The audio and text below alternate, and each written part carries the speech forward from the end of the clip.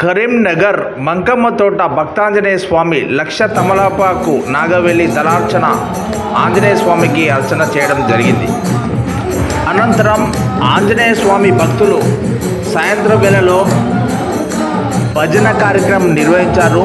పెద్ద సంఖ్యలో హనుమాన్ భక్తులు అక్కడ చేరుకొని భజన కార్యక్రమంలో పాల్గొని తీర్థప్రసాదం తీసుకున్నారు.